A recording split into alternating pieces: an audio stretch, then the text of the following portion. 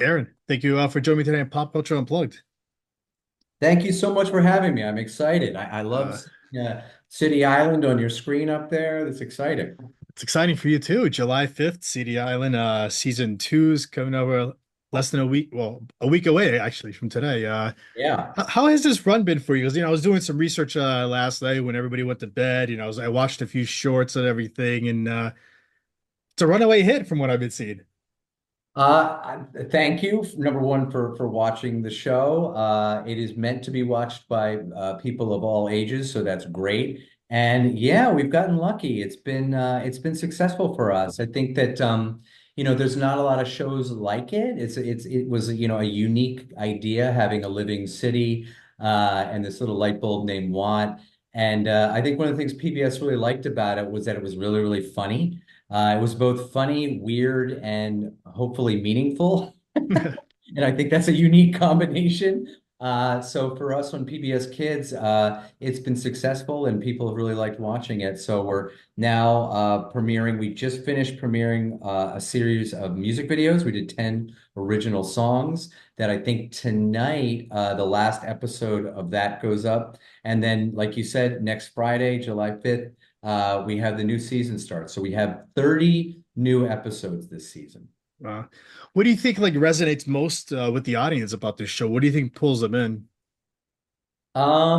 That's a great question. I mean, I think that it's a fun world. I think a lot of kids just get like really little kids that watch the show, like 3-year-olds are just pointing at all the faces. They get really Uh, excited about like pointing at like there's a face and there's a face, like the clouds in the sky and the windows or eyes, and the cars drive by and they have faces. So I think for little kids, it's just a fun world, not unlike something like Sesame Street, where like wow, there's this weird city out there where there's all these like living weird, characters.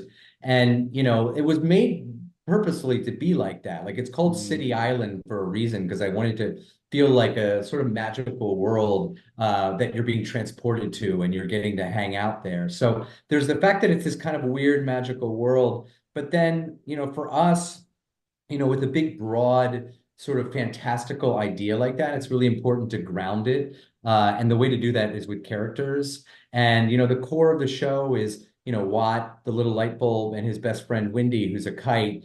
And, they're real characters to us. Like when we're writing the uh, episode, like Watt is like an incredibly ambitious little kid who really wants to be a part of everything and he wants to meet people and make things, but he doesn't really know how to do anything, So a lot of the comedy comes from that. A lot of the plot lines come like from that. And Wendy, his friend, is really thoughtful and she's actually really interested in things. And she actually likes learning about, other people and books and things like that, which makes her a little more introspective.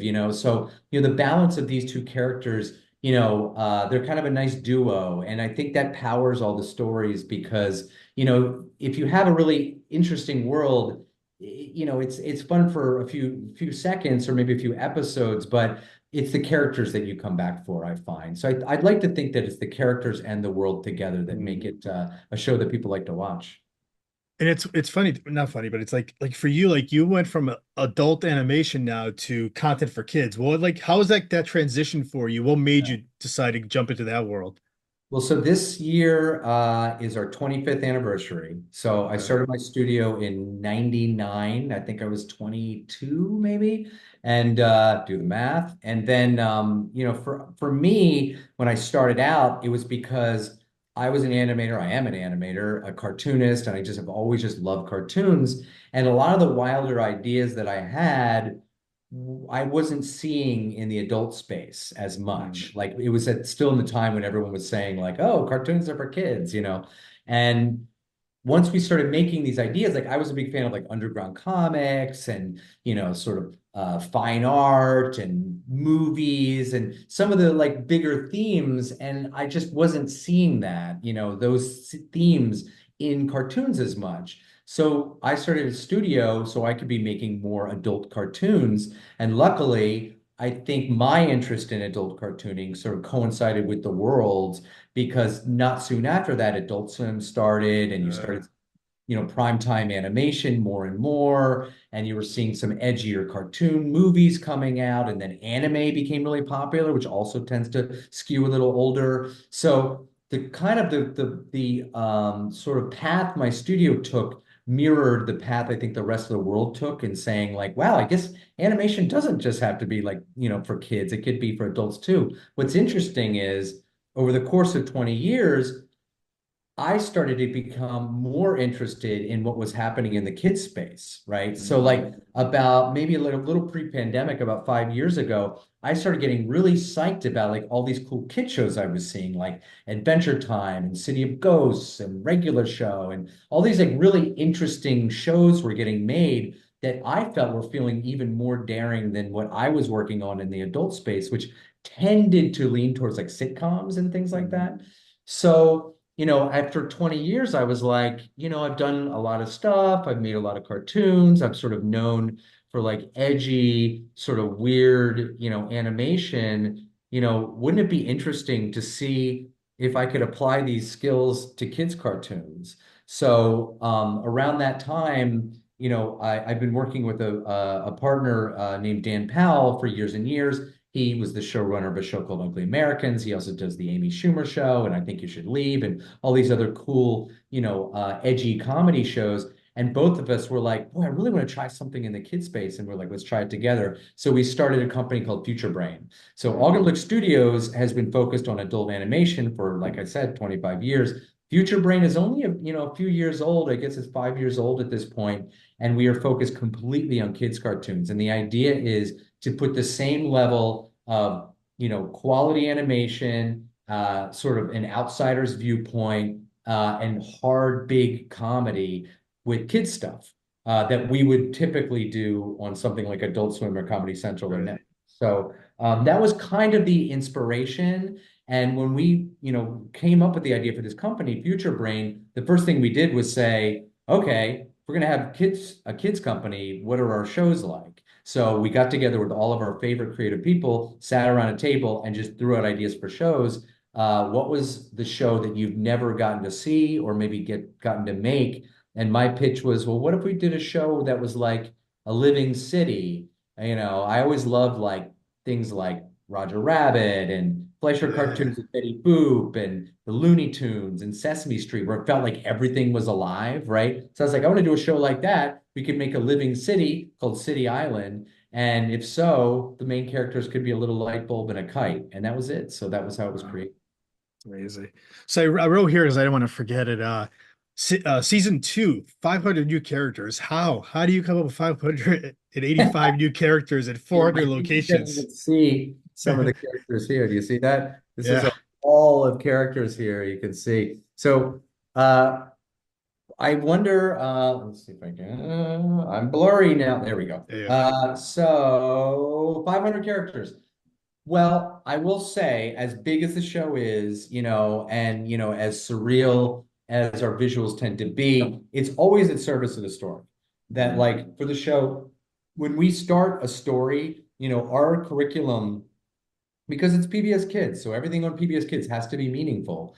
So, our curriculum is civics and social studies, and we've expanded it this season to include media literacy and also the arts. But essentially, we start with a core idea that we want to express. For example, point of view that, everybody has their own point of view and not everyone has to be wrong or right. Or with the arts this season, we talk about the fact that sometimes to express yourself, it's best to do it through art, maybe not even telling someone. Maybe you don't feel comfortable talking about something, but you might feel comfortable making a movie about it or drawing it.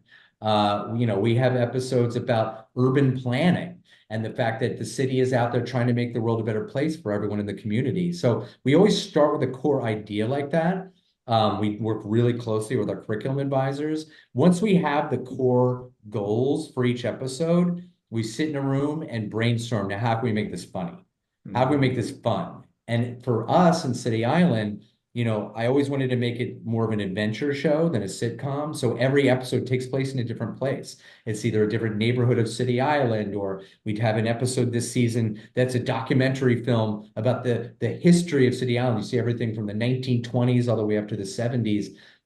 We have episodes that take place in Skytown. It's up in the clouds where they make clouds and rainbows. So we always want to change the environment around. We want to change the characters around. So what ends up happening is anytime we change these environments and introduce these new stories, there just ends up being new characters. So we don't usually say like, okay, let's make 100 more characters.